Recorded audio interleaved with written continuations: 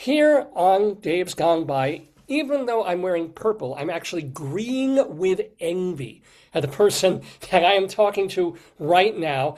Someone I've known, kind of almost casually for years and years and years because I've been a theater critic for almost 4 decades now. Used to be managing editor at Playbill.com, but the job I wanted, because could never be a critic at Playbill. I wasn't allowed. I just had to write Mm. news and features and interviews and things.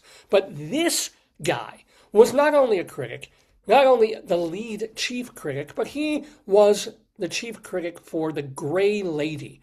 And I don't mean Isabel Stevenson. I mean the New York, I didn't even get a smile out of it, for the New York Times, the paper of record for more than 20 years. He's Ben Brantley. He's still seeing a whole ton of theater and occasionally writing about it and reporting about it. He's the winner of the George Jean Nathan Award for Drama Criticism, which is about as good as it gets in terms of awards and rewards for those things. So, ladies and gentlemen, it is truly an honor to bring to the neighborhood Ben Brantley. Welcome, Ben. How you doing? I'm doing well. It's Halloween, as you may have gathered, and I see you have sort of a red and black backdrop too, the way Well, the this is a theater theater. sets I this don't up. know, Yeah. no idea what theater it is. Oh, actually, I'm kidding. This is my bedroom. It's just I had to get in the seats. I loaded them in from the old I Soho plant. love theaters used as other spaces, though. I think it would be great to have a theater bedroom.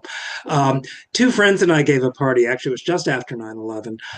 In a December of 2001, we took over the Connolly Theater, Yeah, yeah. and it was the best set, as it were, for a party there ever was.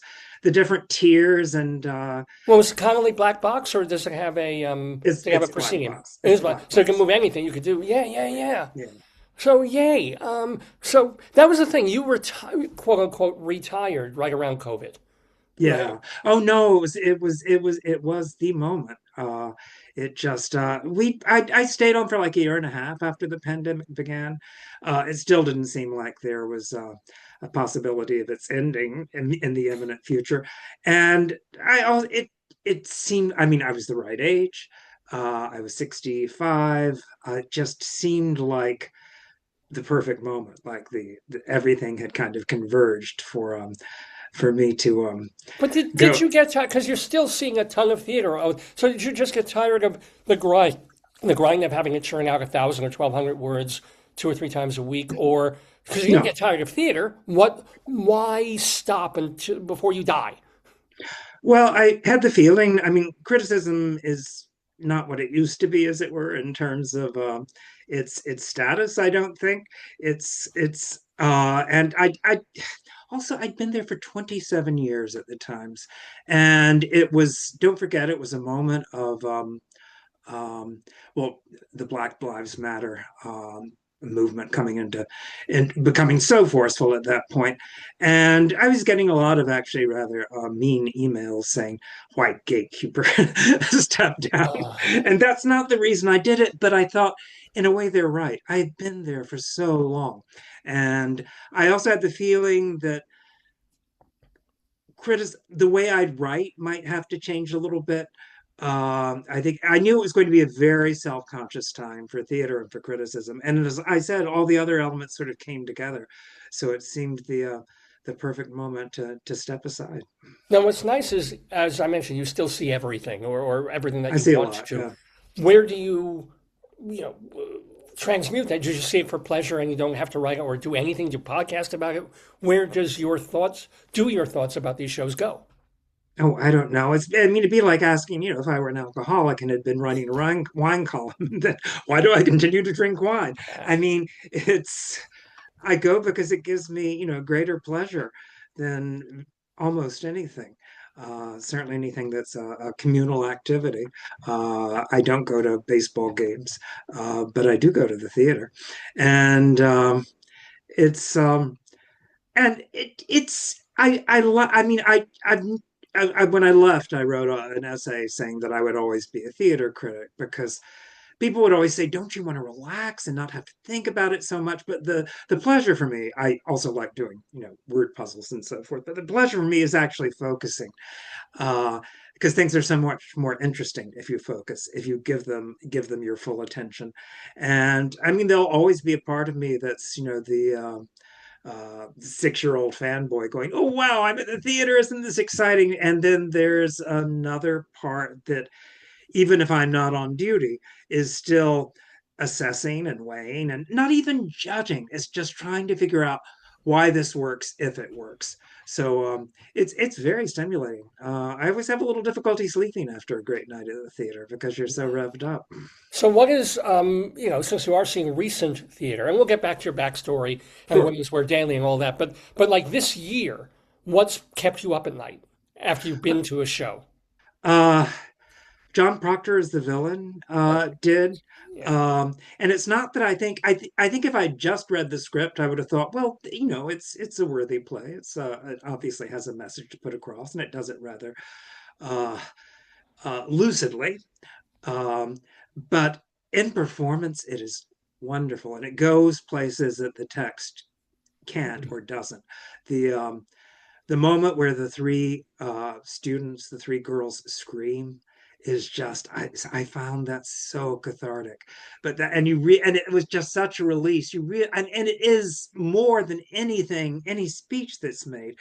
It gives you a sense of how difficult it is to be a young woman in this environment um, with where things haven't changed quite fast enough. And the dance, of course, is great. I mean, it there is, and the best things I've seen about adolescence, they capture that kind of incredibly sort of scary feral nature of adolescence, because that's a big part of it too, when hormones are popping and you're everything seems like you're so thin skinned that anything could bruise you and anything could totally turn you on. I haven't And changed. I'm 61 years old. I'm still like that. But anywho, congratulations. But th- that came across so beautifully in that, and it also reinforced the more general message, the more general theme. So that excited me. Um, I really liked Operation Mincemeat, which I yeah, yeah. hadn't expected to fall in love with to the extent that I did. But it's about I mean I started crying pretty early in because it's about theater and what theater can do that no one else can do, that no other art form can do, that is. And um, and the resourcefulness, what you how you can convey a sense of spectacle with what is it, six Five people, people on the, five yeah, people, yeah. that's right, yeah. And also It's the letter scene. I was oh well, unconvinced in parts of it. I thought this is a little twee. This is a little. I can't even understand what half of them are saying half the time. But the letter scene, I was like, aha, and that okay. it went there all of a sudden, and it was like, yeah, we can be, the clowns, the mimes, the people who are, so cleverly putting this in front of you, which was sort of what I'd dreaded. Thought I One of the reasons I thought I didn't want to go, because as you say, I thought it would be all that. But then they also said, but look, we can also tear your heart out, we can make you weep.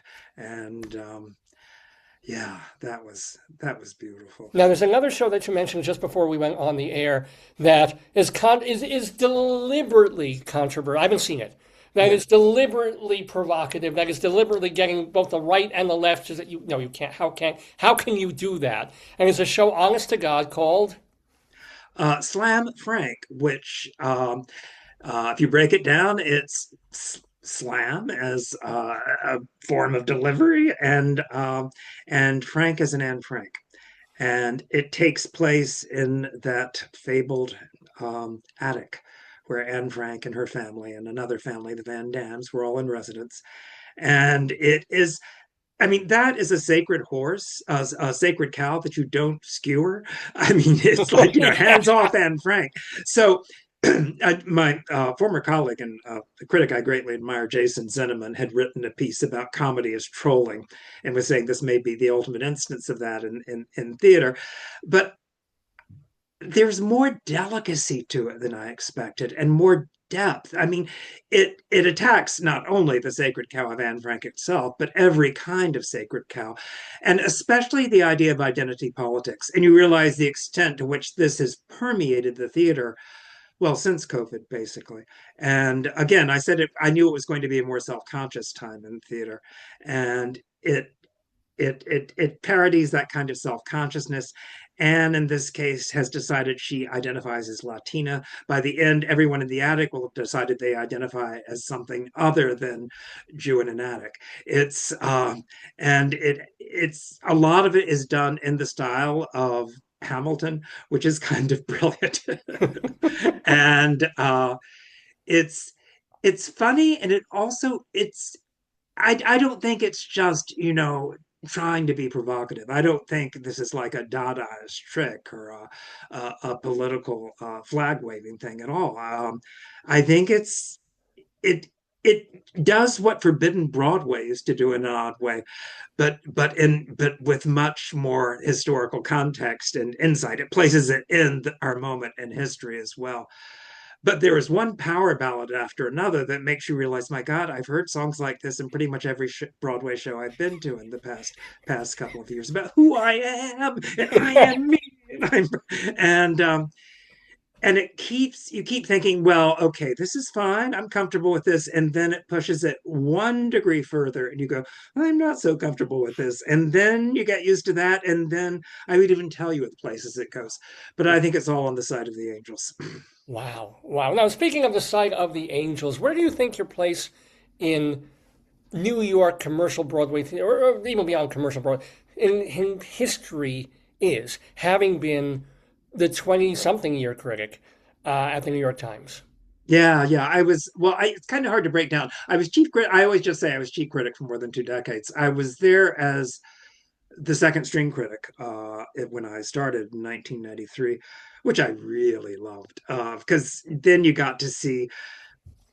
Well, I made a point of seeing the stuff that I had reviewed as the second string critic, the Worcester Group and Richard Maxwell, PS 122. All of that remained very important to me because I thought it was where the newness was being generated. But anyway, I did that from 93, 96 was when I was made chief critic.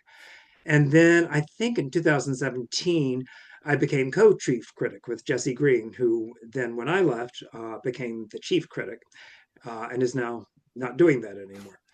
But I mean, how do you feel? I mean, I don't know how comfortable you are talking about your old boss, but how do you feel about what theater coverage in the Times, the bouncing back and forth of the loss of the supremacy of a voice, of a legitimate voice of the newspaper of record?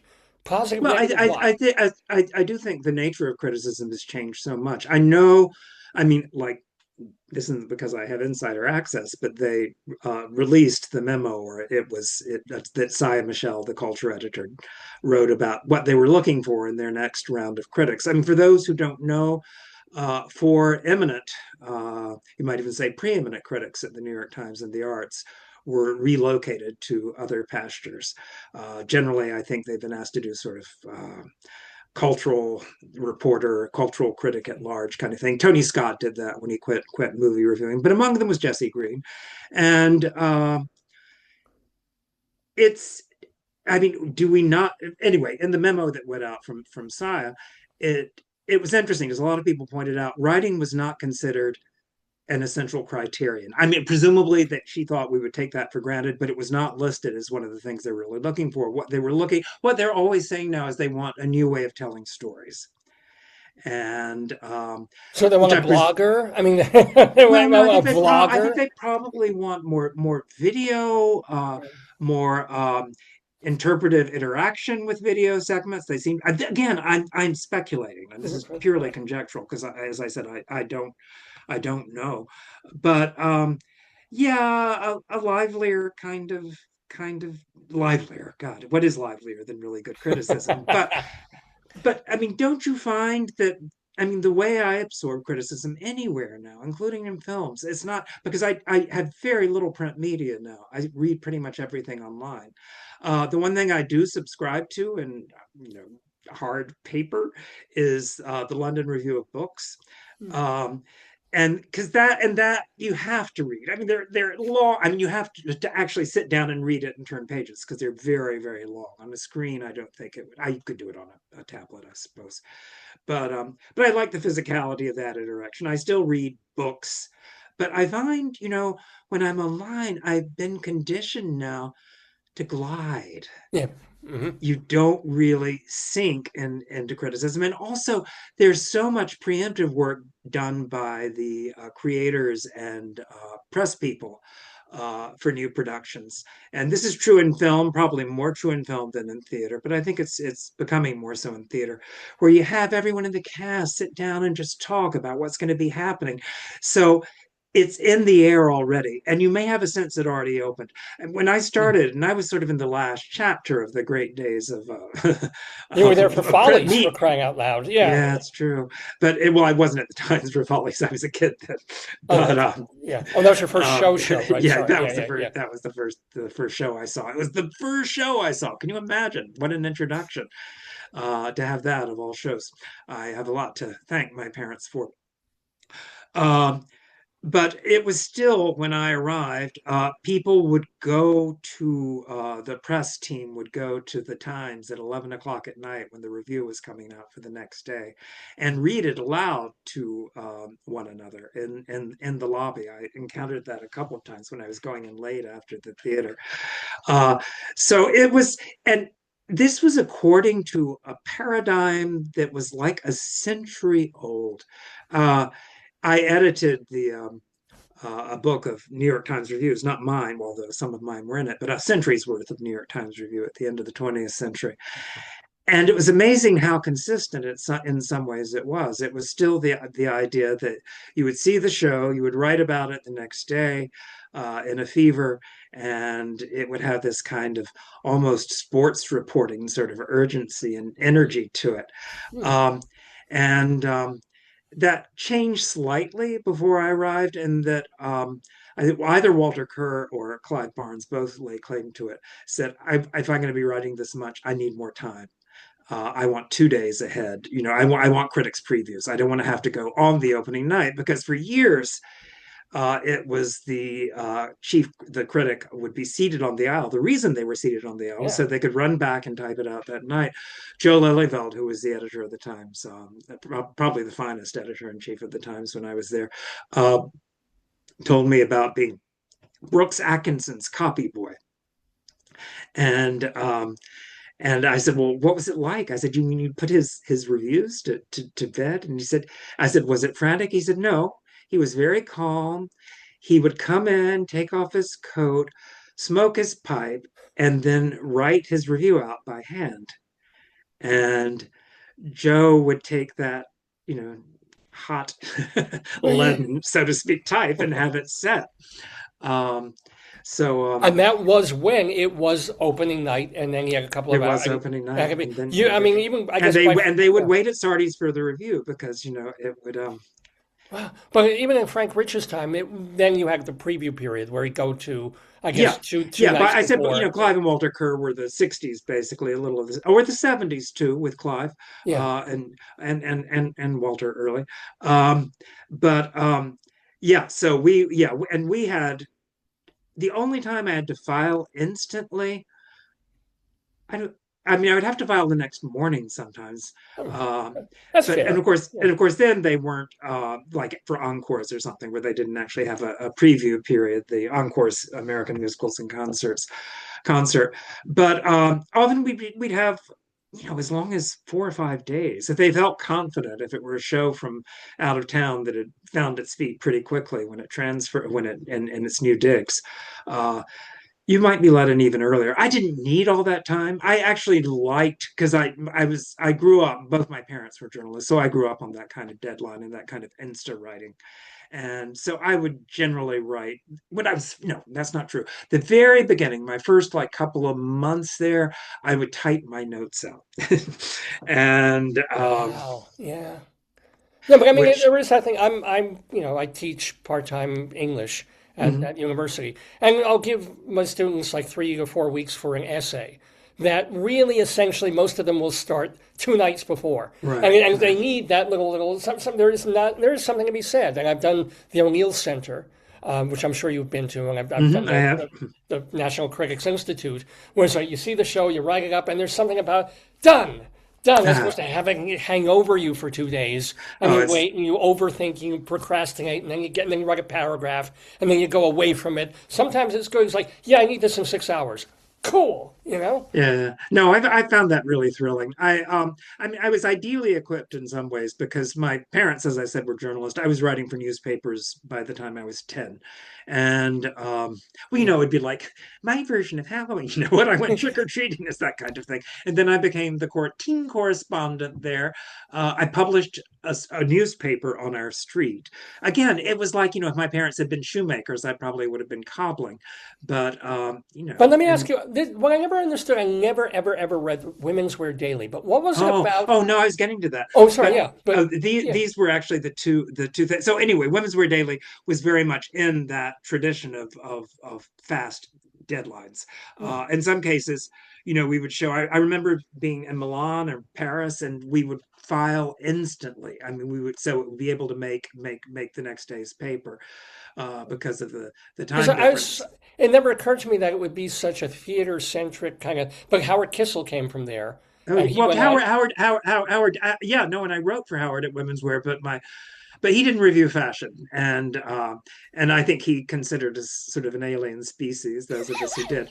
I mean, I had no background in it. Oh, the other thing I was going to say that Yeah. prepped me well was I went to a tiny college called Swarthmore, just outside of Philadelphia, and you had the option of going into the honors program for your junior and senior years, where you didn't receive grades in those courses for 2 years, but you wrote seminar papers every week after doing colossal amounts of reading, and then you were graded at the end of the 2 years by a board of visiting professors. So it's basically very graduate preparatory.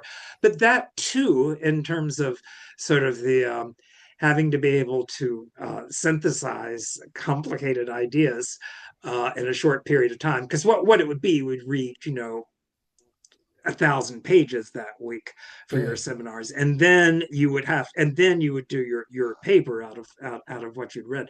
So that was God, I smoked then. If I'd smoked, from the time I was at the Times, I would definitely be dead by now. But because that I liked that nicotine rush that How you did you get. give it up? Just personal question. How did you, you were I obviously. stopped. I stopped. My mother got lung cancer, and I just thought, no, this is something to take seriously. And so it was, yeah, in honor of her too. But but so anyway, you combine those two things. You've got. I remember at Women's Wear, it'd be, you'd see the Giorgio Armani show on, say, a Wednesday night. It would end at 10 o'clock, and everyone would be swooning because it was, it had redefined this or that or that, or even if it hadn't, he was, working in his own vocabulary and all that, and and you would go to the Milan office and you would, bang it out on the teletype, or you would dictate it to someone at the teletype machine.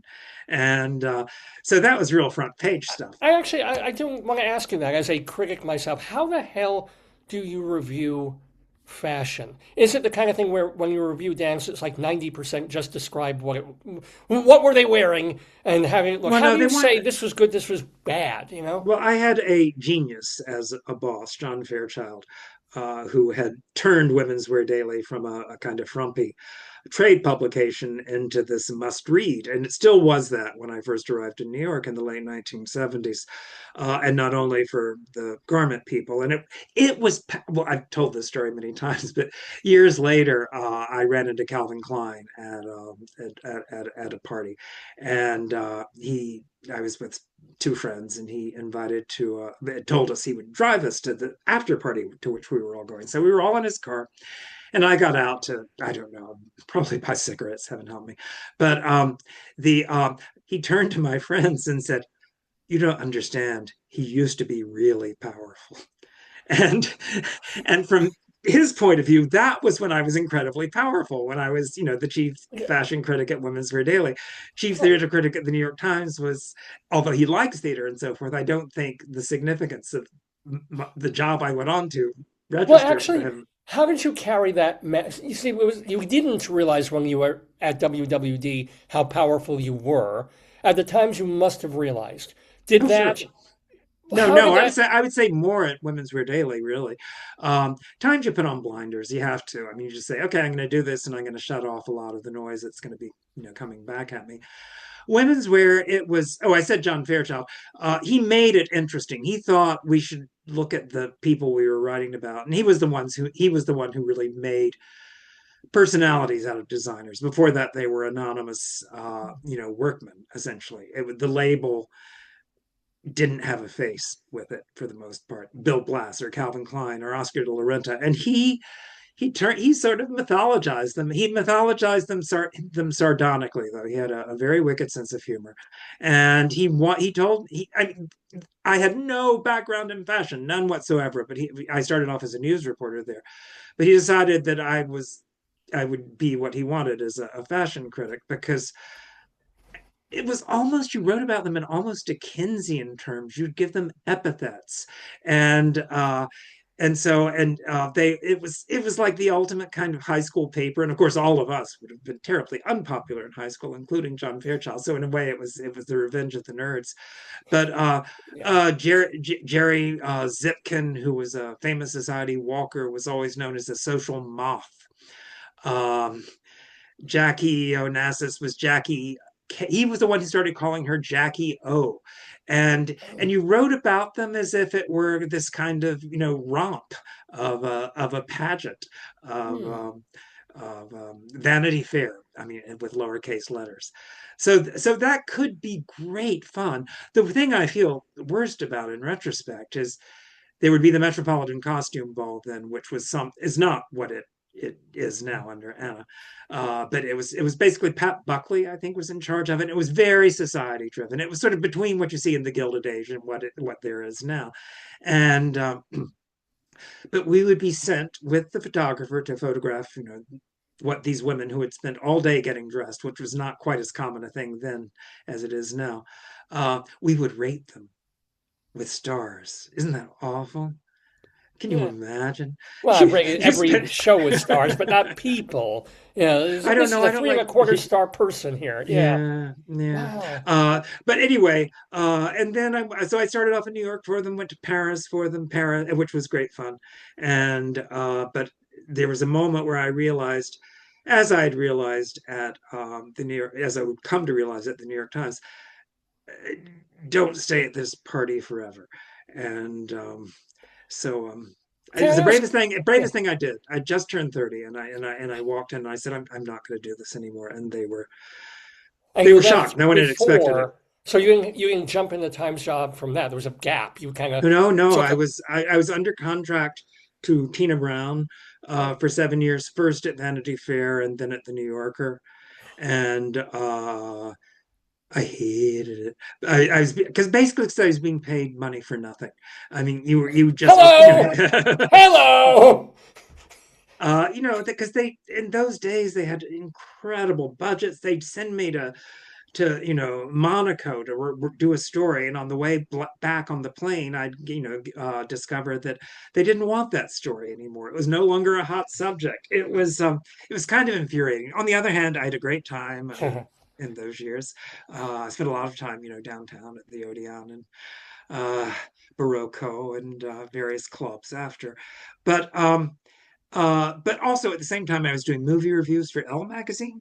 Oh, uh, and that my first editor there, film editor, was Alex Witchell, who went on to become a theater reporter and style reporter for the New York Times, and was the girlfriend of Frank Rich. And so when they were looking for a new second string critic, he had been reading me, and she said, well, why don't we just ask if he wants us to throw his name into the hopper?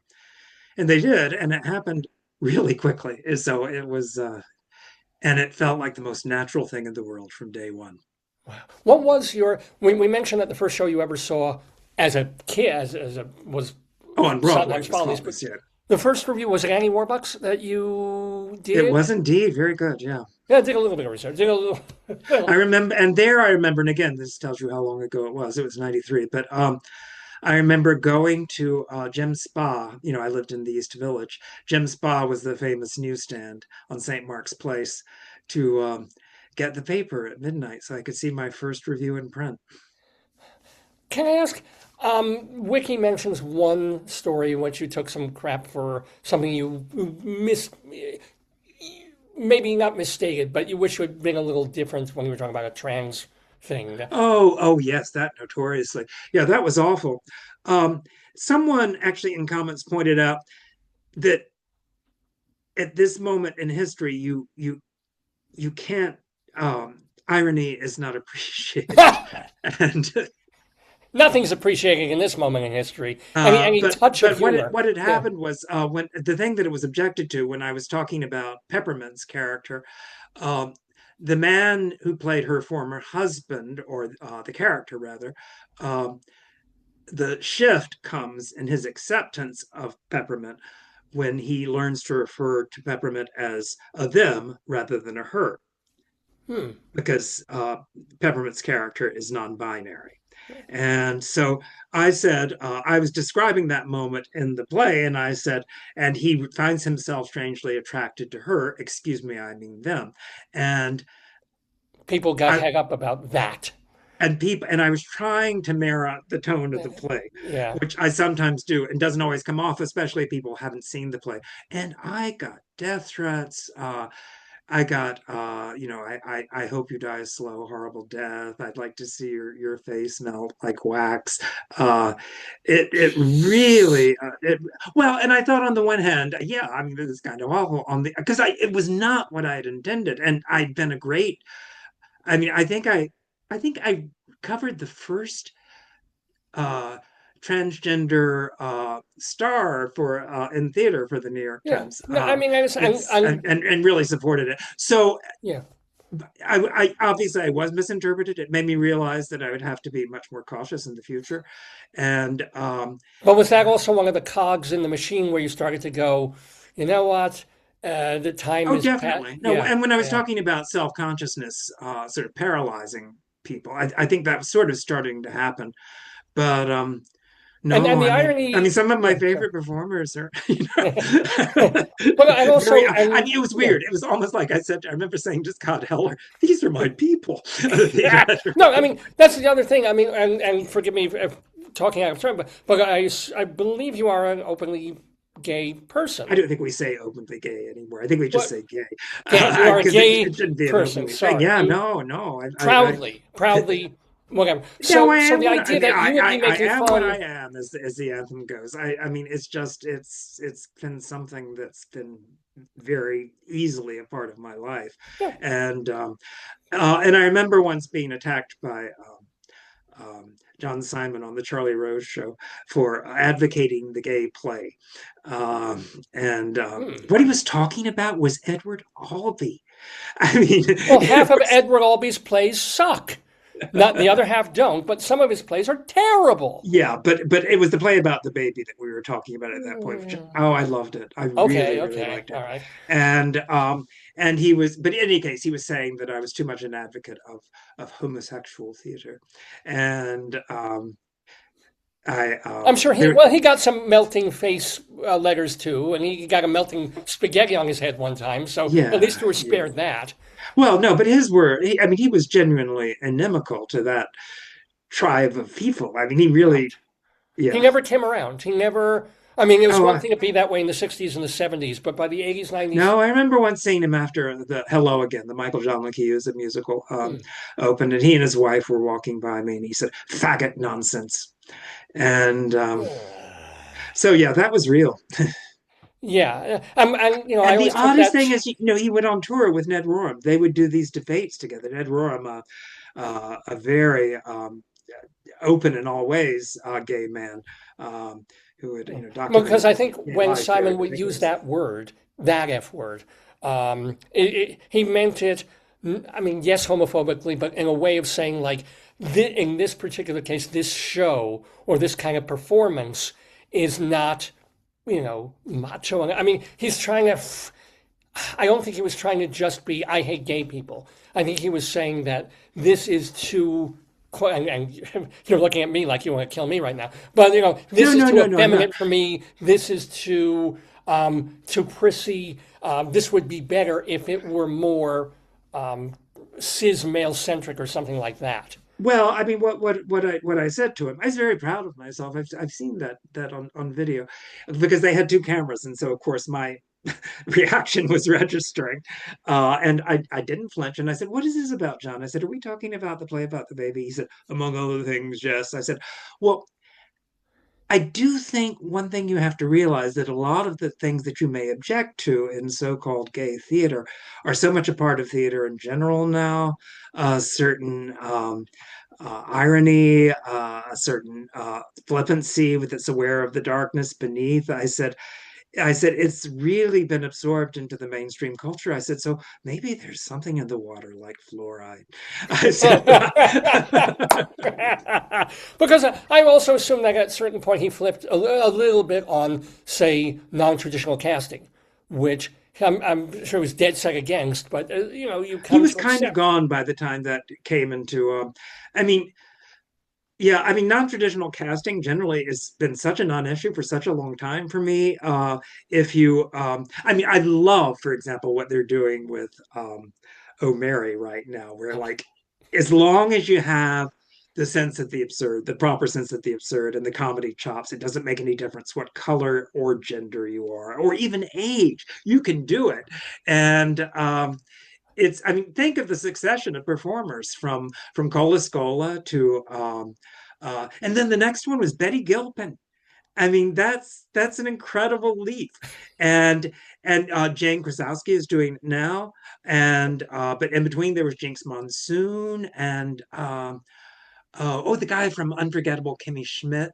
Um, Not you know, I'm remembering talking, yeah, yeah, the. Well, and a couple of others. So, but anyway, I like that. Because in fact, theater does operate in a way film can't. Theater operates on a level of metaphor where you're not really looking at literal representation. And I think when people play with that, I mean, Brandon Jacobs Jenkins did it so brilliantly in Octoroon, where everyone is in some sort of, white face, black face, yellow face, red face. It's and I mean, calling all of it yeah. into question. Shakespeare for me was always anyone could do it if you could find Well, the I mean, I music had and the character. Yeah. no problem with Glenda Jackson playing King Lear. It was just a bad production. But Uh, if it were a good I production, I'd be fine. know that was so sad. I'd interviewed her when she was doing it in London. I didn't, or just after she'd done it in London. And I didn't see it then. And she was just about to come to Broadway in Three Tall Women, in which she was superb. Yeah. And she was good in Lear, but there were so many distractions around her. I mean, there was a string quartet, and there were jugglers, and there, you know, signed language and so forth. And you just wanted to see what she could do with it, which I think was considerable. So that was unfortunate. I hate it when shows get too fussy. Um, When and also when the same method is applied again and again. I mean, you do wonder if sometimes if Ivo van Hove I didn't like for a while, then I loved for a while, and then I thought you got to change your ways. We've got to have a little more variety than there is. But at his peak, with A View from the Bridge and The Crucible, The Damned, it was that was extraordinary work. What he did with Angels in America. Jamie Lloyd may need to pull back a bit now from, although again, I thought the Sunset Boulevard was spectacular. I and thought, oh gosh, it was gorgeous. And because it is, I mean, it is Grand Guignol, it is all red lighting, it is all blood and noir. And that didn't come across in statelier productions, although I thought Glenn Close was pretty amazing both times I saw her in it, whatever it was, 25 years apart. But really to just wallow in it, to find the luridness in it, and what it says about our fascination with those shades of luridness. And it was Nicole Scherzinger was pretty amazing too. It was a thoroughly invested performance. Sandra, we were talking before. I did bring up that problem review that, or it was a problem. It was made a problem for you. You didn't think you were right, I mean, but are there there were any you went others, over? but there were others. Even Yeah, early on, that you would take back if. I would get no, there's nothing to take back. I mean, I would have phrased that. I would have put quotation marks around it and made it very clear it was from the script. But other Uh, reviews where you felt bad, or you were kind of like, or I got it wrong, but in retrospect, or I hurt somebody well, I mean, maybe. my line on this is, and maybe it's a rationalizing. What you're writing is what you felt that night in that moment. Yes.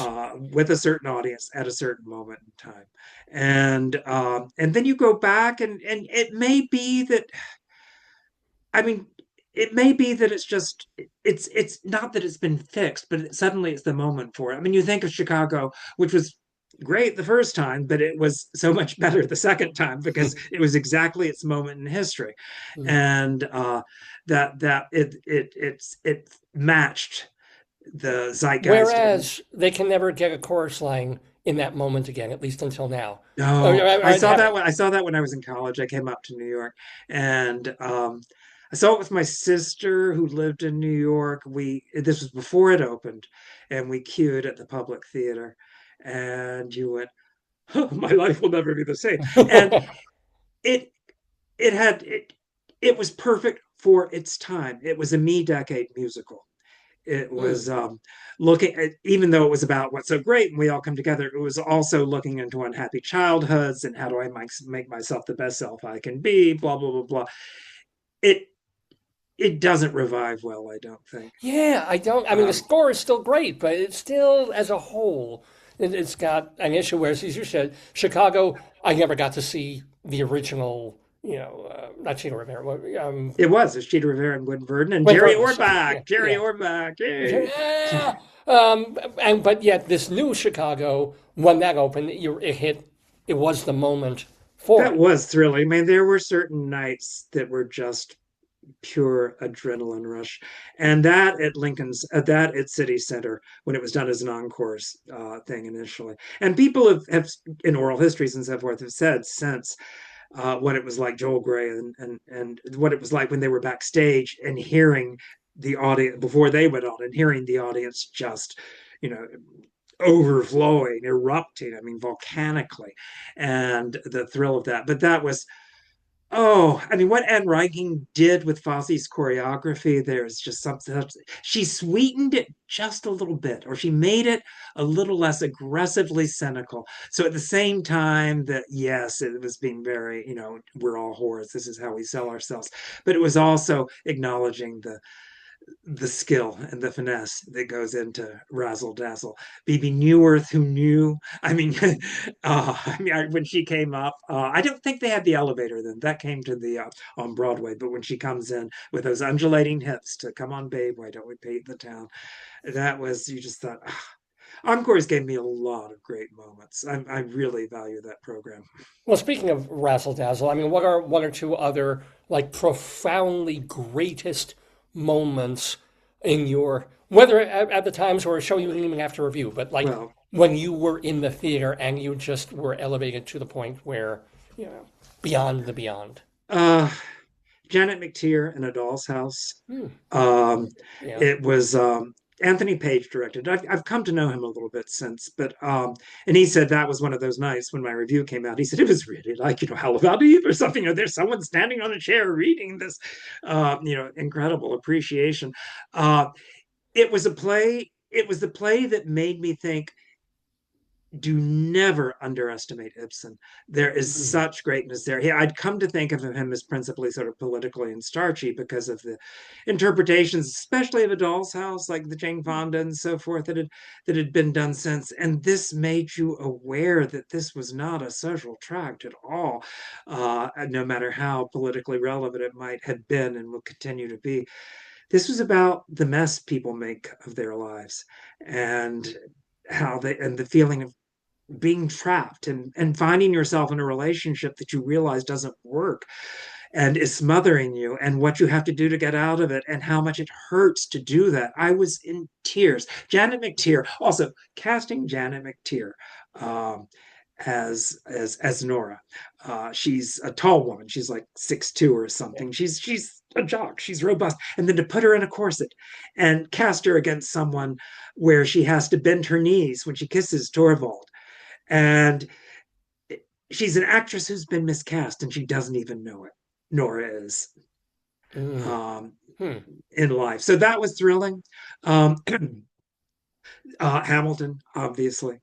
Um, it was just, yeah, he's not only changed, he's Has he changed the rule. changed theater? Has he changed the? Because Rent was supposed to change. The Hair was supposed to change theater, and But it was Heron, so sui generis that yeah, yeah, Heron Rent were much more Broadway musicals. I mean, I think Hair was, if you, I mean, Galt McDermott has said it was sort of meant to be, his generation's Hell's a Poppin', a kind of a blithe review as much as anything else, even though it wound up going into some very troubling shadows towards the end. Yeah. And that probably evolved as they were putting it together. But it's very bubbly. I mean, we listened to it when I was 12 years old in Winston-Salem, North Carolina. Ba, ba, ba, ba, ba. It Yeah. was Broadway tunesmithery that was at work there. And Rent was also by someone, I mean, yeah, it was pop operetta, etc., but it had more of a rock and roll beat, but it was still very Broadway. I think Jonathan Larson was a musical comedy baby. Excuse me.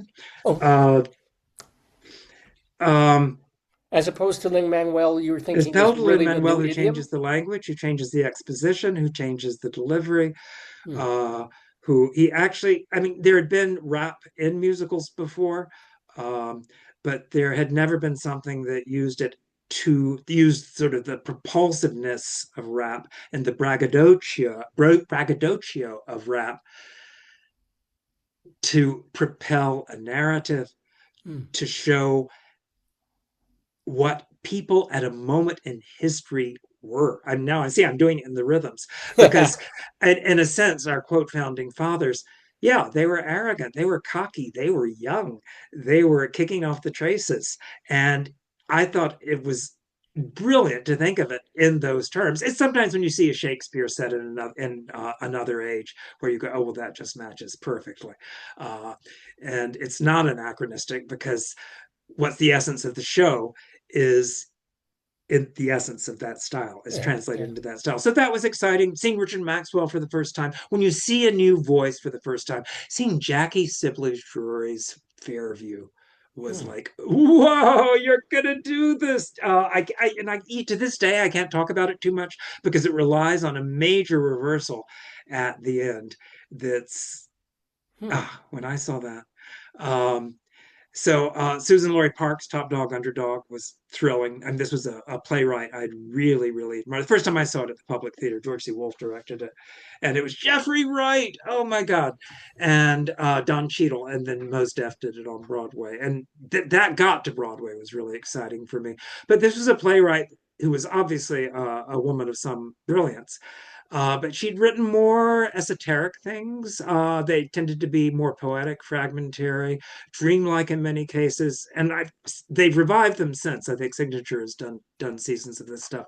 And when you go back, you think, yeah, it was all there. But Top Dog Underdog was that sort of sweet moment where a very cerebral playwright finds the way to communicate that vision in terms that would be accessible to anyone without giving up any of her strengths. And it wasn't a selling out, that play. So that was really exciting. Um, Book of Mormon was delightful. The first when it first came around.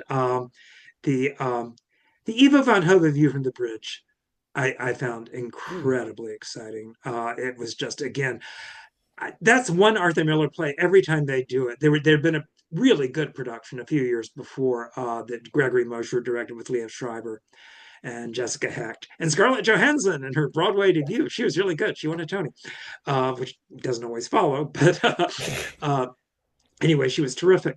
And but it is probably the closest he came to Greek tragedy. And Hmm. the Van Hove, what he tends to do is strip things down to their most primal elements, and it really worked with this. It was you were trembling. You were Oh. trembling when you left the theater. Now, let me ask, by the way, we've been talking with Ben Brantley, theater critic, theater lover, theater aficionado. Can I ask, is there a play somewhere in a desk drawer that you wrote in your teens or 20s or 30s, whatever, No, that you no, but never no, could, never? no. I did write a play called My Trip to Mexico in third grade that I think is considered, still regarded by many as a masterpiece. But no, no, I just never felt that urge. I love theater, but I grew up in a family of journalists, of spectators, and academics, and that seemed to be my natural métier and also my natural mode of self expression.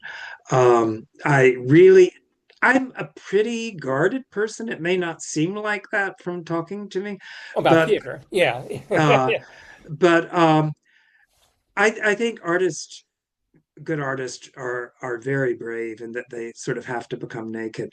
They have to reveal so much of themselves and put themselves out there. Uh, I liked acting a lot when I was a kid, a whole lot, and did a lot of it. Did a fair amount of it in college, but realized I wasn't willing to go Yeah. inside as deeply as was required to be a great actor. I would also just I didn't have the skin for it. It's interesting because I did have the skin to be a theater critic, in which I was, as reviled as anyone. But that somehow never bothered me. That just seemed like fair play. That if Alec Baldwin or who are the others, James Franco, Josh Brolin, if they wanted to publicly attack me, good, yeah, yeah, no, why not? It makes it more entertaining, and it's nice to think that theater could stir up that sort of excitement still. By the time I joined the Times, and Frank, you've seen this a little with Frank too, an element of special pleading had entered the voice of the theater critic, that you had to convince and remind people of why theater was able to Mm. conjure feelings and experiences that no other art form could, because it was would I mean, as I said, I edited that book of Times Theater Reviews, and what I envied was there was a period basically between the wars more than any other time, but it continued really into the 50s where theater was a part of the conversation in New York City. Yeah. You Oh, just yeah. took it for granted. And to some extent, that was true. Like, if I'd be invited to dinner parties, like Park Avenue dinner parties, that kind of thing, these would still be people, but they'd be rich people who would be interested in the theater because they could afford it.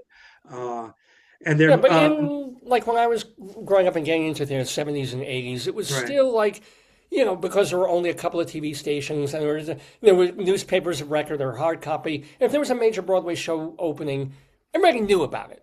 Everybody kind of get, oh, this is opening. It was a major play by so and so or musical. I don't know if No, that that doesn't really, exist anymore.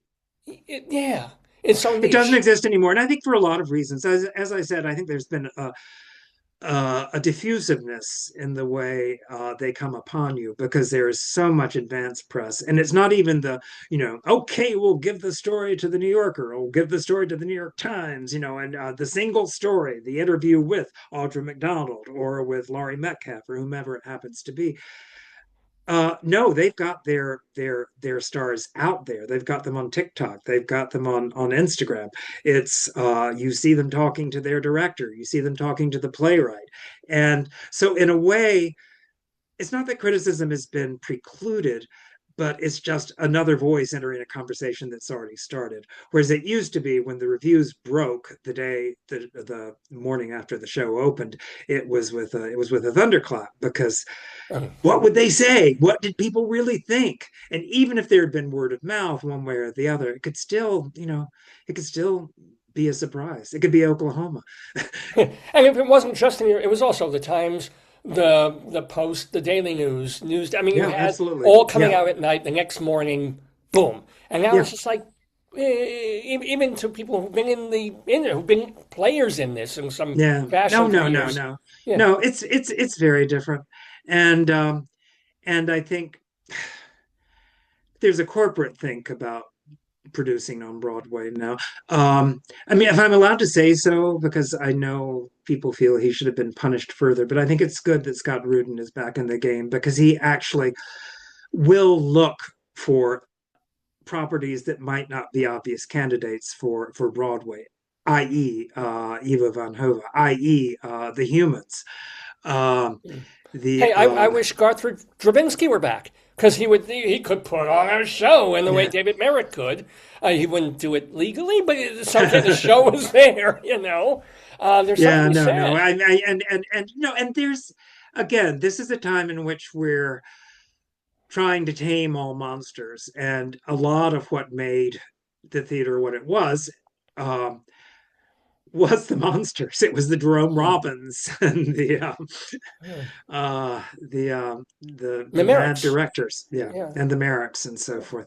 Uh, and is that a trait? I mean, Picasso was a monster. Would we rather he not have existed? It's Mm. tough. It's an endless debate, and I mean, part of me thinks, so yes, we should all be, kind to one another, and people should not be told this is not an appropriate way to behave. I think you can still do that. I think you can tell people this is not a great way to behave. Some people, it's just sort of coded into their system. I'm reading Keith McNally's memoir now, The Restaurateur, called I Regret Nearly Everything. But he talked about his first chef at the Odeon being so brilliant, but such a bully that finally he had to let him go and said, "You can't treat people this way." And he burst into tears, the chef, and said, "I won't. I'm so sorry. I'm so sorry." And so he rehired him on the spot. And the guy goes back into the kitchen, and suddenly the screams are coming from the kitchen again. So it's tough when talent is accompanied by really nasty temperament. And we used to, sort of revel in it. Plays like 20th Century, the self-dramatizing divas. Max And Bialystock. I mean, the yeah, sacred monster, the yeah, beloved monster in a yeah, way. yeah, Uh, yeah. well, we have a beloved person here, not a monster at all, quite obviously, but a monster writing talent in Ben Brantley. Is there a place where what is the name of the book that you edited of Times reviews, not just yours, but of everybody's for 100 years, or what was it? I did two. One was Oh, called, I think, the New York Times Book of Broadway, and the other was which is much bigger. It's an Abrams book, and it's a lot of color pictures. It's actually quite beautiful. It's a good Christmas gift. Is What was that called? I'm just looking at it. It's somewhere in my shelf. Do I have it here? Um, I think it's the New York Times Book of Musicals, something like we'll look that. for Ben Broadway Brantley. musicals. Yeah, Yeah, and yeah, if yeah. people wanted to read your years and years of reviews, they're still on the New York Times archive. Oh So yeah, yeah. people want No, to nothing. read your stuff. Nothing disappears. Although my Women's Wear Daily stuff was never put online. They didn't digitize it. My Vanity Fair stuff is still Who has available. the rights? Like, if you wanted to see your Women's Wear Daily stuff republished, do you have the rights to that material and you could do it, or does WWD they own it? They can decide I've no idea. you care, No. or it's past. You don't really Well, care. I don't know. I wouldn't want my Women's Wear Daily reviews in a book. They were that was very perishable stuff. It was great fun in the moment, but it's not. I mean, what I did like about it, what I like about really vital, morning after theater criticism and sports writing. I love the purpleness of a lot of sports writing, the passion Yeah, is that sense of you were there, we were there, this happened in real time. God, you should have seen what it was like. And even if it's Calvin Klein going long, or you know Ivo van Hove redefining Arthur Miller, it's a big event. And there, when there is that sense, I'm sorry there's not a single night anymore that sort of stands out in theater. But that was, like the opening night, like yeah, that sacred night, where this was the performance. And you read, I don't think it was signed, but a piece on John Barrymore's Hamlet in the New York Times, and it begins with just describing the atmosphere of expectation, and that it was very lushly written. It was nowhere in particular, yet it was everywhere, that kind of thing. And yeah. then going into how great it was when he fulfilled expectations. um I don't think there'll ever be anything like that again. That can still happen in sports. um Hmm. but I get that. Although actually that's usually on screen, so I guess we all experience that at the same time when Huh. Well, center defeats Alcaraz or whatever it happens to be. but at least the two of us at one point were someone's in a tree while these things were Oh happening. It was yeah. like we were there and we took it from our little vantage point of everything that was going on, whether it was opening night or whether it was 48 hours after opening night. We were Oh still we were there. Yeah. and reporting as best we could. Well, Yeah, Sondheim was the great was also there were two writers that I sort of associate my time at the Times with, or two creators in particular, and one was Edward Albee, and I talked to a biographer of his just yesterday, and 2 days ago, and he was saying that my trajectory at the Times paralleled the second act of Edward Albee, and so that was kind of a wonderful parallel track. And Sondheim had written most of his best work by the time I was writing, but to see it come back, and especially to see Merrily come back in such glory, Merrily We Roll Along, so that was very exciting too. yeah. Well, much more excitement and writing for you, Ben Brantley, that we wish you here from the neighborhood. I thank you so much for a delightful hour. I hope you can come back and talk to us more and more and more. Well, thank you for having me. I really enjoyed it. Me too. Bye Have a bye.